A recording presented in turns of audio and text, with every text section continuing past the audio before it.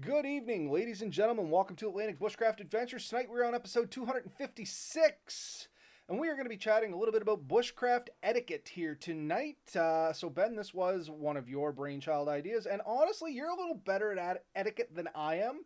I have been told sometimes I can come off as abrasive, blunt, hairy, a lot of other things. So, not to say I don't practice a little bit of etiquette, but I do have a tendency to be a little rough around the edges. I tend to avoid more than interact, and that can sometimes give people the wrong impression, which I'm sure some other folks out there that are listening to our podcast here can relate to. Much like yourself, Ben, I know you are quite like me, where you prefer you enjoy your privacy. Um, I enjoy my own company. there,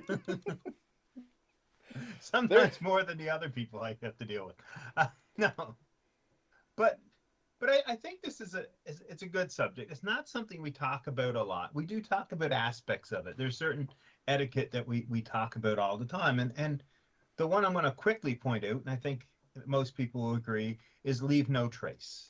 Good etiquette is when you go into the woods, you leave it in the same condition or better than when you found it. You shouldn't leave garbage lying around. You shouldn't go tearing down trees unnecessarily, especially live ones. Um, don't damage things that don't need to be damaged. And that alone is really good etiquette. If you can do that much, you've already doing a lot more than some people. I've been to, regular campsites that are frequented by a lot of people, and people have cleared an area and set it up, and there's been garbage left there, and there's nothing more disgusting when you walk in and you see somebody else's garbage. That in itself is poor etiquette. yeah. Um, And that's the thing. A lot of people don't understand why we are so big advocates for leave no trace. And it is just that. It's polite, it's respectful, and it's good etiquette. Not just for the bushcrafters coming up behind you either that want to use the area, but for anybody going through that area. Maybe just for a nature walk, fishing. There may be a dad or a mom or whoever taking their kids out for a walk. They don't want to see your empty beer cans and beer bottles in the woods. Biggest pet peeve, something as simple as a beer can left in the woods, and everybody's like, oh, it'll go away eventually, but it weighs nothing, take it out. yeah. Yeah, you were able to carry it in full. You should be able to carry it out empty. And I mean, this is coming from experience. Both Ben and I, we enjoy a few adult beverages in the woods. We never go too much, but on any of our camping trips, we've always brought a few. We're not anti-drink, anything like that. It's fine. Just be decent about it. You know what I mean? Take your stuff out when you go. It's just polite, it's good manners, and it's respectful to the environment around you. And not that I'm a tree hugging hippie, because I know somebody out there is rolling their eyes and saying that to use a slang term, but I do appreciate nature. Most of us that go out in bushcrafting, we appreciate nature, I think. I hope, anyway. Nobody out there secretly under the trees going, I can't wait to, get rid of everything. Hopefully that's not the case. But have a little respect for nature. And if you do have a little respect for nature and you do like going out there, keep it clean. That way, the next time you go, it's not a poop show. You know what I mean? Oh, I just seen that Lawrence Camus had asked a question, but it's not. He advertised our podcast for us. So Oh, thank you, awesome. Lawrence. Uh, yeah, 100%. But I think I really wanted to talk about some of the more interpersonal ones, and you've kind of hit on that. Let's talk a little bit about alcohol. Um, One of the things I often have, especially if I'm going with people I'm not familiar with, is alcohol acceptable for this trip? And the answer is not always yes. You really do need to ask the people you're going with, are they planning on bringing it, or do they mind if you have? And generally, in my opinion, if they're not bringing any, I don't. Um, because some people aren't comfortable with that, and it makes them uncomfortable to see other people drinking or nervous. And so that's one thing that I do. And I'm not saying everyone has to do it, but if you're going out, you're going to spend time in the woods with somebody. If the company that's going with you, it is good etiquette to ask them, what kind of trip are they looking for, and make sure that that's something that matches with what you need and want. And honestly, sometimes that may be the reason that's not a good camping partner. And that is good too. Like, let someone know, like, the type of trip I'm looking for is X. And if they're looking for a Y and those aren't compatible, then I don't know if anybody heard that, but apparently it said my camera disconnected for a second. Hopefully there was no problems there.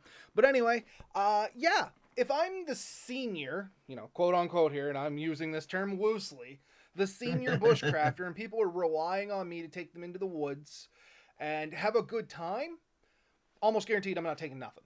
You know what I mean? I want to be on not necessarily high alert, but I want to be in a condition that if anything ever happened or if I have to make a decision, I'm not obstructed in any way. You know what I mean? If we get in there and things are good and somebody slips and rolls an ankle, I want to make sure that my medical first responder training is accurate, not sloppy. You yeah, know what I mean? Or I'm in the right mind to make a good decision off, yeah, maybe we should better head out. That's bad enough. I think we should leave instead of the perhaps alcohol induced, you'll be fine in the morning. You know what I mean? So if that comes up, that's good etiquette too. If people are going to be relying on you, it's good etiquette to keep yourself in a state where they can appreciate and actually rely on you. If people are trying to rely on you and you are, half stumbling over a log, or better yet, passed out around that log, you're not doing anyone any good. You know what I mean? yeah. And I think that's a good point. And I really agree with you. Like, the trip me and you might have is totally different when we're taking other people. And we have to look at that, say, okay, I'm going with Robert. I know his skill level, I know his interest, I know his want, and I know that we're a good match so that if we decide to have a few drinks, we're going to be okay. We're very confident in each other's abilities and our own restraint from getting ourselves into trouble. Um, or at least being able to get out of the trouble we get into. No, absolutely. See, And that's the yeah, thing. And you gauge that stuff. And these aren't written rules anywhere. Most of what we're talking about tonight's not going to be written rules. These are just good etiquette things. You know what I mean?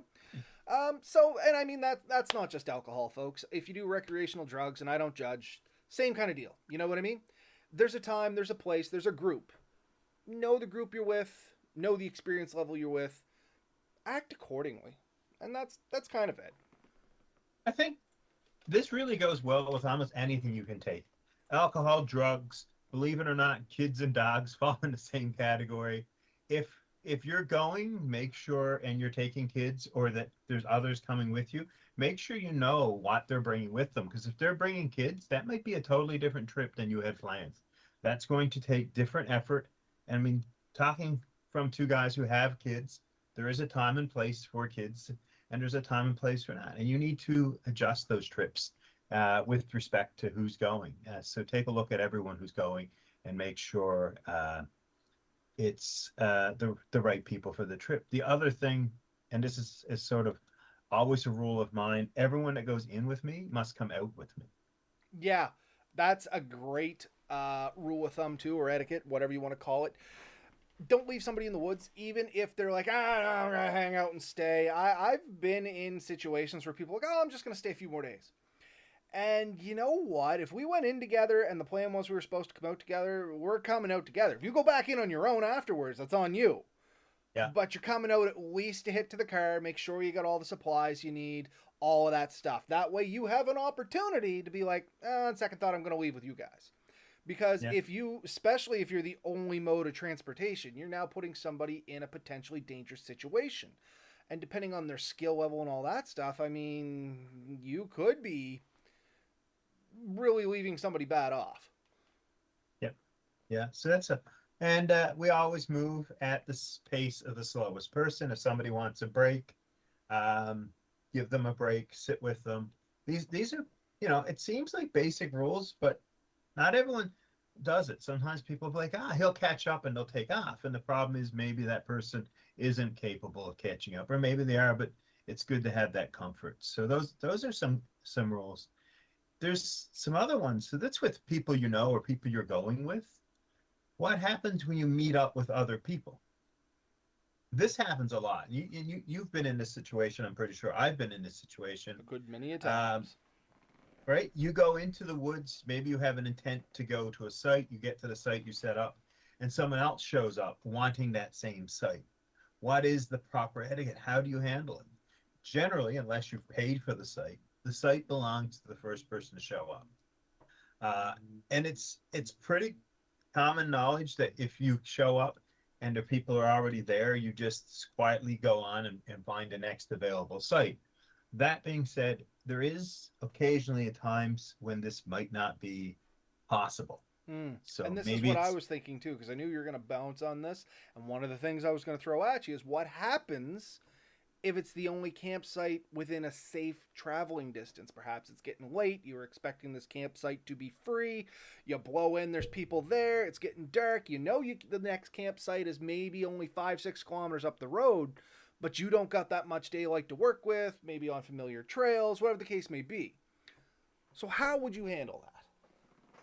well, for me, there's a lot of things involved in this.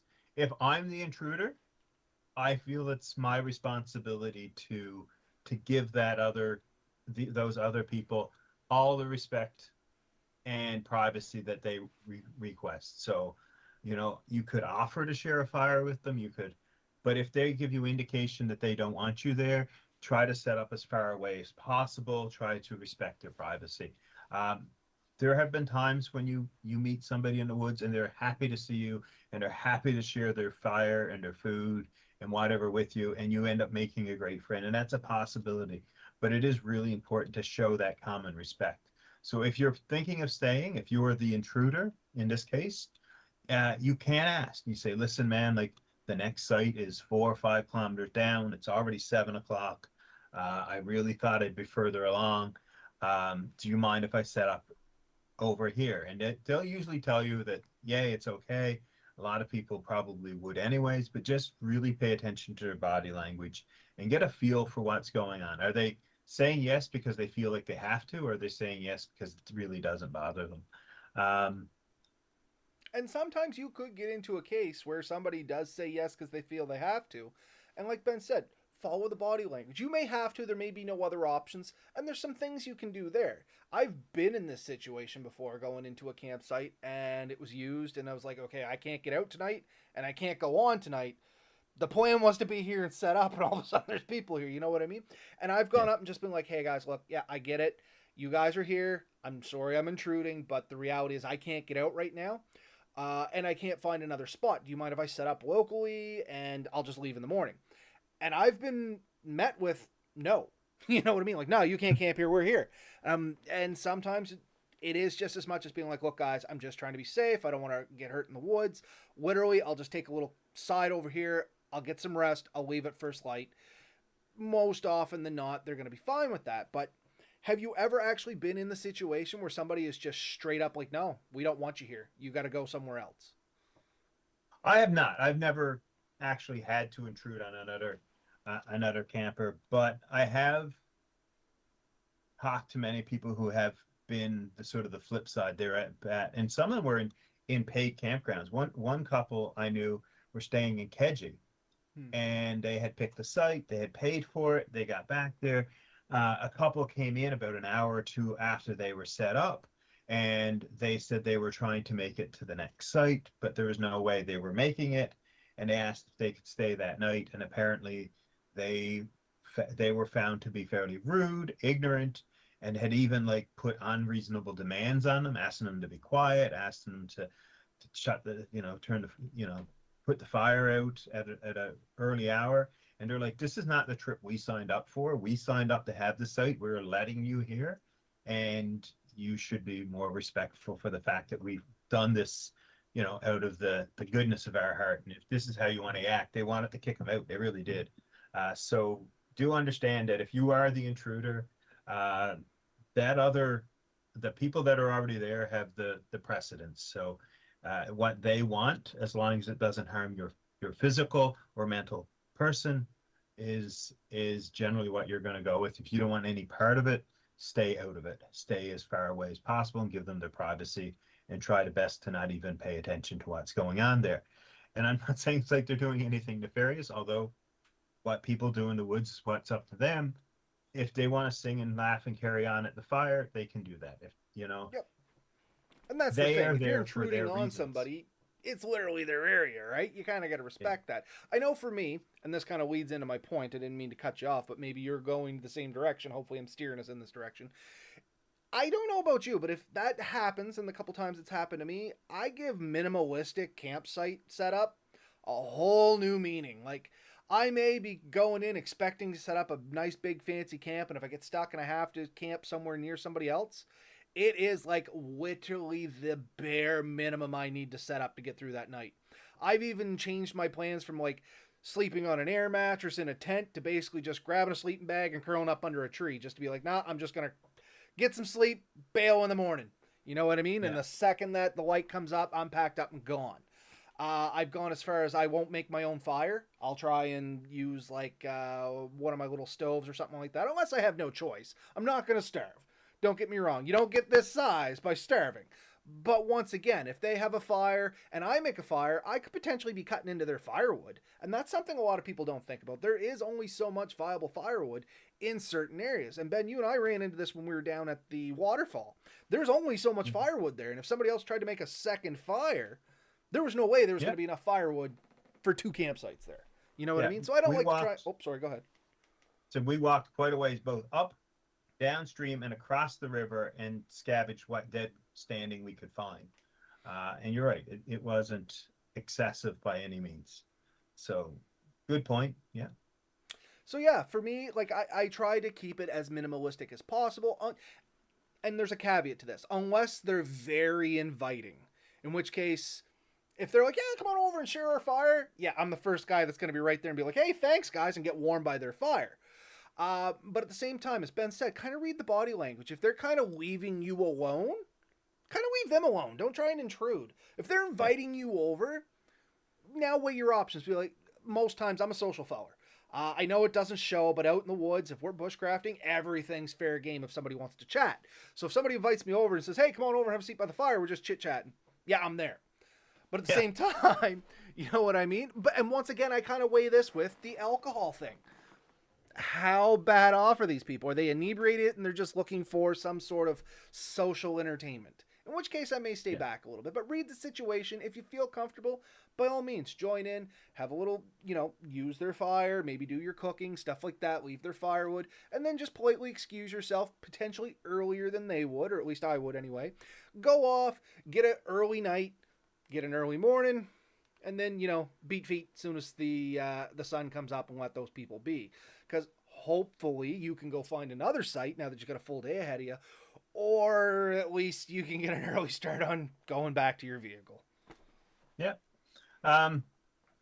One thing that, I mean, this is a bit of an iffy one, and this is one I don't have a straight answer to.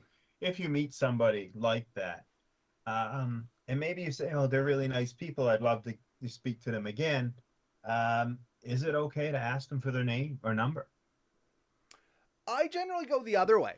I will Yeah. basically be like, hey, it was good talking to you. If you guys ever want to meet up and try something like this again, I carry Atlantic Bushcraft business cards. And I'll give my contact information to them more so than try and ask for their information. You know what I mean? I find Yeah. it's better etiquette to offer up your information. And with a business card, if I turn around and they throw it in the fire, I'm not heartbroken. You know what I mean? But maybe they'll hold on to it.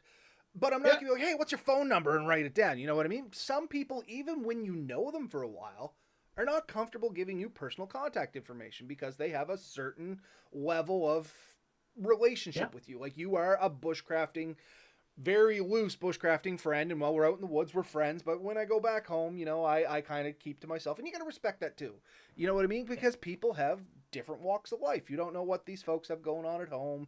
You don't know what their privacy is because I mean, you know as well as I do, Ben, and I just said it. When I get out in the woods, I get a lot more open.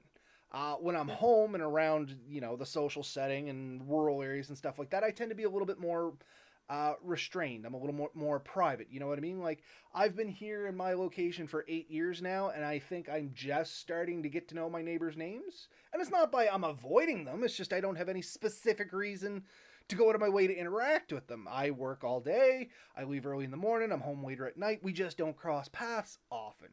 Now, on the flip side, one of my neighbors, when I first moved in, made a point of coming directly over after 3 or 4 days that I was living here, visiting me, and then continuing to do it every so few days thereafter, which just isn't my style. But once again, you don't know what other people's styles are. They were just a real good person. They like to be social in the neighborhood. and they were kind of a gossip, but anyway, they wanted all the dirty details and stuff. But that's, like I said, you just don't know what people are like. So respect whatever decisions they want. Instead of trying to get their information, offer up your own if that's something you want to do, and then don't take it personally if they don't get back to you. I mean, you're rolling the dice anyway. And the other thing I would never really do is give my home address. I don't know if anybody has noticed it here on the podcast after almost 5 years, which Ben and I have been talking about. I don't think I've ever said the town I live in once, and I've definitely never given out anything close to my address, as well as we've never disclosed Ben's address either. That's just asking for trouble. There's a difference between giving somebody a cell phone number or an email address, more likely the email address, Yeah. than giving them like, hey, here's where I live. Show up whenever you want. You know what I mean? True, right? 100%. That's very true. So that's kind of what happens if you have to like invade somebody's campsite. The other thing, and this is a very regular thing, even just traveling through someone's campsite. I've experienced this at both like places like Keji and other national parks and provincial parks, where there's a trail that walks right through a campsite. If you have to do that, especially if there's like portaging routes or something close to it, try to make your transition from that point as clean and as unobtrusive as possible. It's impossible not to let them kind of know you're coming through. Just do it as well as you can. It's perfectly acceptable and probably preferable if you can at least say hi to them. And with me, when I meet somebody in that kind of situation, I will share any information I know about the immediate adjacent areas. So if there's an area that's flooded or a tree down, or if there's been some poor weather, I might give them some feedback on that. And from there, I will judge if I want to continue the conversation or not. I have met really interesting people that way, and I've met people that really don't want anything to do with me. Nope. And much like yourself, one of the etiquette things that I do is if I am getting close to or intruding on somebody's campsite, even if I'm just passing through, is I do make my presence known. I'm not going to be like, hey, you folks over there, I'm coming through. You know what I mean? But I do make a point of saying, like, hey, how's it going, folks? Great day to be in the woods. And that may be the end of my conversation. You know what I mean? But I don't like the idea of sneaking up on somebody. You know what I mean? And it's not that I'm super quiet in the woods. But I mean, sometimes you get in your zone, you're not making a whole lot of noise. It's pretty easy to keep walking through. You may startle somebody and they may take it the wrong way. You may be completely benign in your meaning, you just want to walk by, but now all of somebody thinks you're creeping around their campsite. You know what I mean? It's better to let people know that you're just passing through with a quick, hey, how's it going, folks? Or than to just try and be quiet and run away. Now, that being said, if I'm walking through and I clearly see they're like, at the other side of their campsite, maybe swimming in the lake or something, I'm not going to go out of my way to go over and introduce myself, obviously. But if I'm walking close enough to a campsite, even if I don't see anybody, potentially, if I see tents or hammocks or something like that, if I'm walking by, I may just give a, hey, folks, and that's it. You know what I mean? If anybody somebody in a couple instances I've had people stick their head out of a tent and just be like and close the tent, and other times they'll come out of the woodwork, and sometimes you'll get no answer, but at least you attempted to let people know that you're just passing through and that you're not just creeping around their campsite. You know what I mean? Because realistically, and we've talked about this before in our previous episode just a week or two ago about fears versus dangers, people's minds can race when they're in the woods. Even experienced seasoned people, if they see somebody that's not supposed to be there, they start wondering, why are they there? And even if it's benign, Yeah. like I said, just walking through, people's minds race. It's human nature. And honestly, I mean, you like you said, you get open in the woods, but a lot of people feel very vulnerable. They know that they just can't dial, 911 and someone's going to be there in 10, 15 minutes. They know they're in the woods. They're generally away from everyone. So the interactions there are much more in many ways Wild West than they are modern day, because you don't know how that's going to go down. And so showing that level of respect and giving people the space they want is extremely important. So I think that's really important. Same thing in just meeting somebody in the trail. It's perfectly acceptable to say hi, nod, don't go staring, don't force a conversation, and and just move along. If they offer to speak, it's perfectly acceptable and in my opinion, just polite to respond to them. Um, and you never know. Sometimes somebody might need help and afraid to ask. So showing a slightly friendly demeanor might mean that somebody who's very nervous and terrified might actually open up and say, "Man, I've been back here for 3 days and I don't know how to get And out." that's the thing. That's why my go-to is just, hey, or hey, folks, How you doing? good day to be in the woods, eh? And there's the Canadian coming out, eh? But anyway, yeah, it's just nice day to be in the woods, eh? And you can go from there. They may just be like, and I've gotten that before, just a grunt, like, okay, whatever. And I've gotten, yep, hey, how's it going? And they leave me alone. And other times I've had people just literally be like, oh yeah, it's a great day to be in the woods. Good times out here. Hey, I notice you were got whatever gear XYZ. What do you think of that? And I've gotten into some really good conversations as well. But generally, I let them initiate. I just give my normal, hey, how's it going? And then just read the situation from there. You know what I mean? Because once again, they don't know what to expect of me, but I also don't know what to expect of them. 100%. Yeah. No, I think that's really important. Um, Definitely covers a large part of what we've been talking about. So I just want to summarize and make sure that we're on the sort of the same page. First thing we did talk about is just general um, good behavior, like, leave no chase, don't make a mess, things like that. We talked a little bit about once you get to a site, what you do if somebody else or if you have to intrude on that site. And then we talked about just meeting people in the woods. We also talked about the right behavior when you're camping with somebody and how to set up what you're planning on doing and what you're taking and make sure that everyone is okay with the trip that's planned, to make sure that everyone has the most comfort level in what we're all doing. So I think those are the big things. Is there anything we're missing on this topic? Not specifically on the trail. I did want to talk a little bit about out on the water. It's another big thing about when you are out bushcrafting. A lot of us enjoy being out on the water, and there is some proper etiquette there too. And one of the things that I have seen people do, and I'm not such a big fan of it, is if they see another boat in the water, they just try to beeline it for them. You know what I mean? I have no idea why. People have done it to me. They'll paddle literally like straight line to me and then just be like, hey. And I'm like, hi, can I help you? No. You know what I mean? Like, do you need something? And that's kind of one of those other things. If people are out in the woods, or sorry, out on the water, their little bubble is kind of their area. You don't need to intrude on unless, they're like everybody's boating to the mouth of the lake where it goes into a river, or they're going to a portaging spot. That's understandable. But if you're just like out for a paddle, give people their room. Let them enjoy their water. You know what I mean? It's the same as their campsite. They're just out there to have a good time. Don't intrude. If you do happen to cross paths, just a quick, yep, nice day to be on the water, eh? And just keep on going. It's so weird and off-putting. And I find it especially on the water, Ben. And I don't know about you. In the woods, I don't find it as bad. But on the water, I find it like you have to go out of your way to do that. You are purposely being weird in my mind. And not necessarily in all cases, but I do find it a little more off-putting than in the woods. In the woods, you're generally on a trail, so you pretty well have to pass. It's very rare you'll see somebody in the woods you're not going to pass coming or going. You know what I mean? Yeah. And so that's very much it. And you brought up the water, and I got a couple of things I want to talk a little bit about that. So there's some really big ones for portaging.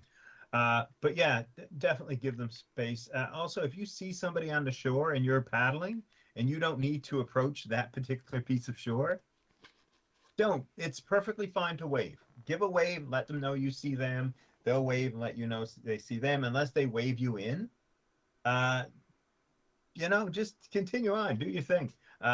If that's not, unless that happens to be where you're going, like you said, if it's your portage or it's a narrow and you have no choice but to go through there, give them their space. You never know, especially in the woods. There is a few things that we should probably just briefly mention, and this is a family-friendly one, but some people do things like skinny dipping and stuff that might make somebody uncomfortable. If you see that, it's okay. Ignore it.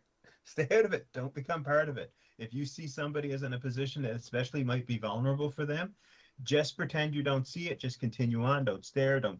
Don't engage. Unless obviously, like I said, they're calling you in, and even then, probably the best idea to avoid it.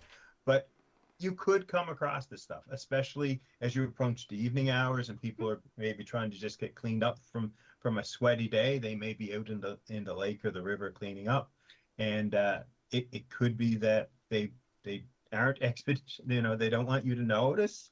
Just give them that freedom. And I've been on the other side of this, and I've told this story before, but it's a great time in here. Once again, waterfall. One of the rocks there, I can't remember which one, if it was the one on the other side or the one inside. Anyway, I'm on this rock, stark naked, and some people come to the top of the waterfall, and I'm just sitting there, and they look down at me and wave, and I look up at them and wave, and then I'm like, I gotta stand up, and I don't know how to handle this. You know what I mean?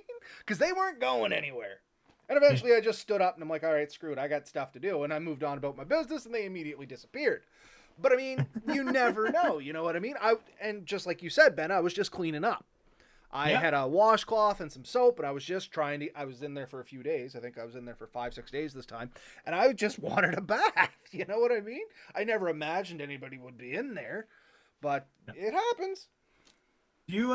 Have you read or seen any of Kevin Callan's books? I know of him. I don't own any, no. Okay, I have a few of his books. He might be the Happy Camper was one of the titles, but he's wrote a few books, and he talks a lot about canoeing, especially the Algonquin area, and he has a really interesting story where him and his buddy have been canoeing for I think a day or two, and it's approaching the evening time, and they decide to go for a quick dip. He likes to go completely natural. His friend had like the Speedo, the tight little thing on, and they're in swimming, and all of a sudden around the corner comes the Girl Guides. So a bunch of basically preteen young girls or teenage young girls, and here he is in a very compromising position, and something happened and one of them ended up getting injured and they had to get like treated by the local the Girl Guide. So it was a kind of embarrassing thing to both of them. I was gonna say this story is shaping up to be awful fun. Oh man. Well, a lot of explaining going on here. He's an adult man, and it's one of these things. Obviously nothing inappropriate happened. It was very embarrassing for him and probably everyone involved. It can happen. Like, just know that it can happen. It is a thing, and it is just the human body. We should just let it slide. I'm solid with nudity. I don't care in the slightest, but not everybody has that mindset. You know what I mean? And generally, I try to be respectful of that to other people. I'm not going to walk around naked in front of other people because I know it makes other people uncomfortable. But I mean, it doesn't make me uncomfortable in any way, shape, or form. Most times, I don't even notice it, which is kind of weird, I know, but it literally means so little to me. So if you are like that on either end of the spectrum, just realize there is another end of the spectrum. Don't just assume everybody is like what you are. Yeah. Yeah, and I'm kind of likewise with you. I mean, I went a little while ago camping, and one of the plans was to hit a hot spring. We did not hit the hot spring. I did not know what the etiquette for that area was, so I took swimsuit. And when I got part way in, and I was hanging out with this guy that don't know that well, but we've been trying to camp, and we have camped together a few times. I asked him, I said, "What is the etiquette when you get there?" And he said, "Oh, people are all natural." He said, "Nobody wears swimsuits there." And I'm like, okay, good to know. I brought some because I did not know what it was going to be like. But that's just something to be aware of. Some places it's going to be considered acceptable. Sometimes places it's not. If you can find anything about it, do. Again, making sure you're showing everyone around you the respect that they deserve. Mm-hmm. If somebody doesn't want to see it, try not to do it in front of them, obviously. And if people don't care, then don't make a big deal of it and just let it slide. This doesn't have to be awkward for anyone. The other thing I wanted to talk about, again, canoeing, kayaking. I've done a fair bit of it. I really enjoy it. It's probably one of my favorite ways to enjoy the woods. And here's the thing. When you're portaging, you're oftentimes going to come up on other people. Not everyone portages at the same rate. Not everyone can carry the same load. Not everyone is in such a rush. I am not the fastest. I am not the slowest. There are faster people than me. There are slower people than me. Ben, there's not a whole If lot of people faster than you, bud. I've been in the woods with you. I think our dearly departed friend Steve would also have a little bit to say about that as well, Ben. yeah, um, but I've gone in. I've seen the guys who are running ultralight equipment, and when they're portaging from point to point, it's they got it down to a science, and they double carry and they're moving. If you come up across somebody and like you want to overtake them, and they're not getting off the trail, it's probably best to take a breath and just let them go on. The other thing is when you get, if you're doing a double carry, so you're making two trips, but that's what I mean by double carry. Uh, so you take your pack and gear one trip and then your canoe or kayak in the next trip. When you get to the end, don't block the trail with your gear and don't take Mm, like the prime spots to leave your gear if you have to, if you can avoid it. So that times there's like canoe rest and stuff at the end. If you got your canoe up resting and someone else is trying to get out and set up, you're making their job much more difficult. So if you can put it to the side, deal with it when you can get there. Some people absolutely do need those things, and it is first come first serve. But if you're gonna hog it, that could be a problem. So absolutely. don't harass people. If you can, give them the chance to get past you. If somebody is approaching you behind and you can't afford to let them go by, let them go by. It's you're in there to enjoy it. I'll often pull aside, put my gear in the woods if I have to, and let them go on and pick it back up and continue going. And usually when that happens, I'll give them a few minutes to get ahead of me, so I'm not overrunning them in a few minutes. So Absolutely. And that's the thing. I was just about to say, and you already went down this rabbit hole, is what happens if you do get overtaken on the trail? And that's the beauty of it there. Be aware of your surroundings, and if somebody wants yeah, to go by, let them. It's not a race. Everybody, as Ben said, travels at their own speed. What is a light walk for me is not a light walk for my daughter. She doesn't have the same stride I have. And what's a light walk for me is probably even lighter walk for Ben because his inseam is at least 6 inches longer than my legs. So I mean, everybody walks a little different. I tend to be fairly aggressive when I walk. I tend to get into what my wife has called a death march, where I set a speed and that's the speed. You know what I mean? Like there is no, oh, I'll go a little faster here and slow down here. It's like, nope, we're marching. It's a speed, and it's just how I am in the woods. And I know you're very much the same, Ben. It's that you kind of disassociate your mind from what you're doing to a degree, and you just kind of get at it. You know what I mean? the in the military, my sergeant used to say, you put your mind in neutral and your body in drive, and that is what you do. You Exactly. kind of shut it down. And when I'm in that zone, if you want to put it, I very much do exactly that. I put my mind thinking about totally different things that has absolutely nothing to do with the trip, and I just keep walking. I am almost unaware of my body when I'm doing that, and it's an interesting feeling. If you've never felt it, I can't really explain it, but you can think about 1,000 things, and you just cover it. And all of a sudden you're at the other end, and you're like, oh, but if you think about each step, it is grueling. It is really hard, and so I try not to. And I have done things that I think are impressive. I've carried a canoe up and down a hill that I really, if I sat back and thought about it, say, no, I can't do that. But I did it. And I did it probably out of spite, but that's okay. um, you do kind of have something that I want to address a little bit. My wife has coined the phrase, not everyone is Ben. And this is kind of a pride thing, but it is true. I think we should all say this about ourselves. Not everyone is Robert. Not everyone is Steve. Don't expect anyone else to be you and capable of everything you are and you can do. Because if you do, you're going to generally be disappointed in life. And so when I go into woods and I'm like, oh, I can do that, and my wife is, don't think everyone else can do that.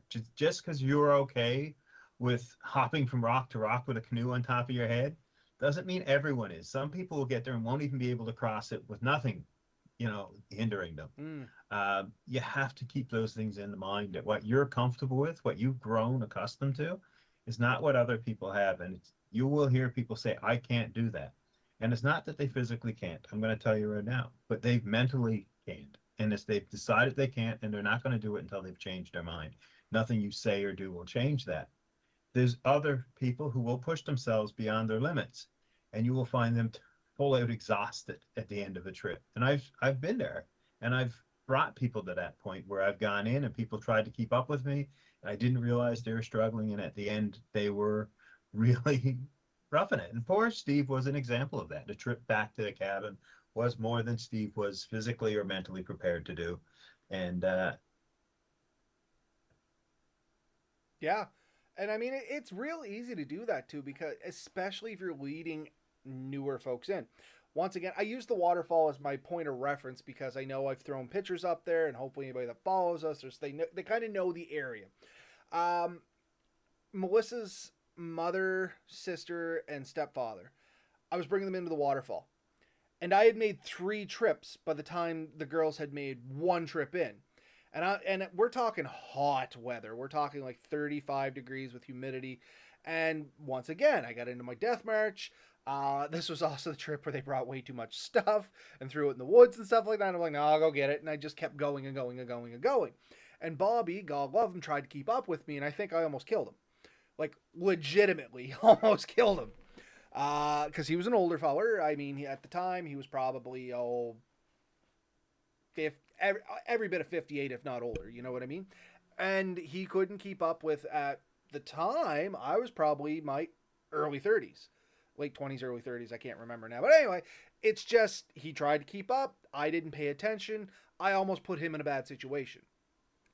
So that wasn't good etiquette in my part. You know what I mean? Once again, not everybody's Ben, not everybody's Robert. I assume, yeah, I'm going. Come on, Bobby, let's go. And no, you can't do that. no, 100% you can't. And I really think people need to think about that and respect that. Like we said at the beginning, move at the slowest person's pace. Make sure you take into consideration the other people. The other thing, I guess this is a really good one too, where it comes to food. For me, and this is always a personal thing, I usually plan my own food because I don't know what other people want and like. But I do plan my own food. But I'm usually willing to share, right? Yep. So when we went Absolutely. in, we shared some food. We had our thing. But do understand that not everyone's going to be okay with sharing food. Some people have special needs. I've camped with a guy who had severe gluten intolerance and would not touch any food somebody else made. Not that he didn't want to, it's just he knew from experience that if he took food that somebody else made, there was a pretty good chance he would feel sick for the next day. Absolutely. And I mean, what I like to do, for what it's worth, is I make my own food much like yourself. And if I know I'm going with a group, I bring group items. You know what I mean? Yes. Yeah. So I have my own food as well. That way, because I have some things that I like that I know other people don't. Like sardines and kippers and stuff like that. You know what I mean? A sense not such a big thing for me anymore, but once upon a time. Uh, I hope Winston, if he's still alive, hears this sometime. I used to work with a fellow named Winston, and one of his favorite meals was sardines, molasses, and bread. And this is when I worked for Natural Resources, and this is the exact same stuff we used to put in the bear traps to catch bears, right? So it was always the big joke. We're never going to catch a bear. We're going to get Winston. You know what I mean? But then he got me onto these damn things. And I don't know what it was about the sweet and salty. It was a good combination, but a lot of people can't even stomach looking at somebody eating that. So I wouldn't bring that for a group. You know what I mean? Sounds like a newfie meal, honestly. It totally is. Winston was a noof. And I say I was noof wondering. lovingly. Don't get me wrong. I love Newfoundland. And he was. And he got me onto the stuff. The only thing I did was add in a block of cheese because I'm a cheese maniac. I love cheese. And it was just absolutely... Yeah, Danny, this is what I mean. Danny's over there. He can't imagine eating this. And yeah, that's what I mean. It's you either appreciate it or you don't. And trust me, I completely understand people that don't. Because originally when I seen Winston eating it, I thought he had gotten into the bear food. Like literally, I thought he went and bought some for the bear and was just eating it before he put it into the trap. And I'm like, Winston, why are you eating the bear bait? And he's like, what are you talking about? I got this out of my lunch can. I'm like, I just put the same damn thing in the trap. Funny situation, but yeah. Not everyone's necessarily going to enjoy your tastes in food, but you can get some group food items that go over pretty well. Jiffy Pop. Everybody likes popcorn, and Jiffy Pop is fun to make over a campfire. Marshmallows. Most people will enjoy a good roasted marshmallow, and they keep fairly well. You know what I mean? Bags of mixed nuts. As you know, I love mixed nuts, and most people, providing they don't have a nut allergy, enjoy some sort of nut. So I go Walmart. They have the bags of mixed nuts. I prefer mine on roasted. I just like the plain, shelled nuts, whatever. And I'll bring a bag of that and I'll offer it up because it's got almonds, cashews, hazelnuts, basil nuts. It's got a bunch of stuff in there. Most people can find something they enjoy. They may not enjoy all of it, but people are usually willing to pick out something in there, not to mention it's good protein. Yeah, but don't bring, like I said, the sardines and expect to sit down in a group of people and chomp into that every day because you're probably going to be eating by yourself most times. Yeah. Yeah. I guess that's a good etiquette thing there. Be respectful of other people, even with your food and drinks. Yeah. So the other thing, obviously, is before you go in with any people, just discuss food and discuss what the plan is. I can't say how much pre-planning on a trip can really save you in trouble. So nobody really knows what to expect. And if you go in with expectation that somebody else is going to provide a certain meal or a certain way, you need to go in knowing what everyone is expected to do. What are you bringing? What are you not bringing? Are we sharing any items? Because, I have seen where people went in with one expectation and reality was nobody else had the same expectation. And then everyone felt a little awkward. So you can really save yourself some embarrassment and trouble by simply making sure everyone clearly understands it. I did go in one time with a guy, and I don't think the sleeping arrangements were fully explained. And as a result, I had asked multiple times, do you have everything you need? And the person's like, oh yeah, I have everything. And then we get there and find out he has almost nothing. And I'm like, had you told me, I would have planned better. But, they were unsure, they were uncomfortable maybe telling me exactly what they felt. And so it left them in a position that was not ideal. Yeah, I pretty much touched on everything I want to talk about there. Ben, do you got anything else that you have lingering thoughts on? No, I think that's pretty well it, honestly. And I mean, we kind of went overboard and, of course, shared some stories, and we're coming up on 50 minutes, which is kind of impressive. But I always think, this will probably be a short topic, and here we are rolling into an hour again.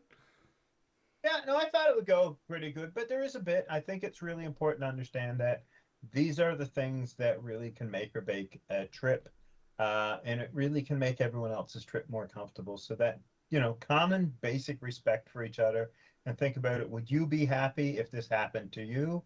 And if unsure, make sure that everyone is aware of those things. And again, and what's the old saying? Do unto others as you would do unto others as you would have done to yourself. And the only thing I would add on to that is not everybody's Ben. In that context, not everybody's you. Yeah. You know what I mean? So just because you enjoy it, if you start down that path and it seems like it's going bad, read the room or the woods or whatever case it may be in that point. I think the expression usually goes, do unto others as you would have them do unto you. But that isn't always the case. Some people are not comfortable with certain situations. So if you would be very, very happy if they rolled up and cooked you a meal, they may not be so happy if you roll up and give them a meal that they didn't really want. So ask first. It's like a lot of things, get consent before you impose yourself or your thoughts or ideas onto somebody, and you'll be a lot better. So yeah, that basic respect makes a huge deal. Yeah, well, that's it for me tonight, folks. Once again, it's always been a pleasure. So next week, just because this is a little different than what we do, and Ben and I have already been talking about this a little bit, we did have a request from our Facebook page. So next week, for those that maybe enjoy this, and if you don't, maybe it's an episode you may step aside from, I have no idea. But we had a request. Somebody wants us to do a scenario where somebody is going out into the woods. They've provided us with a list of gear, location, and stuff like that. We'll disclose all that next week. And basically, they get lost or get hurt or break down, and what the step-by-step process would be to go through it. Which we have kind of talked about this in the past, and we've talked about this, but I think maybe if we do it as a specific scenario and get it from a first responder's point of view as well as a bushcrafter's point of view, because it's no secret. Ben's been on search and rescue. I've been with the fire department. We have a little bit of insight on the first responder side of this, and we'll augment it with our bushcrafting side. And hopefully it'll be an interesting show. In all honesty, I think we can have a lot of fun with this, and there'll be a lot of good information come out of it. There may be some repetition, it's hard to say, but I think it'll be interesting nonetheless. So if that's something that you folks are interested in, definitely check us out next week. Of course, 9 o'clock Atlantic time. As always, we'll see you next week. Get out there, have fun, be safe doing it. And if you guys have if you folks have any topics you want us to talk about or scenarios or stuff like that, please feel free to reach out to us either through our YouTube comments or our Facebook page or wherever, you know what I mean? Instagram, Twitter, we're pretty much everywhere now. Just search Atlantic Bushcraft Adventures and you're probably going to find us. Night all.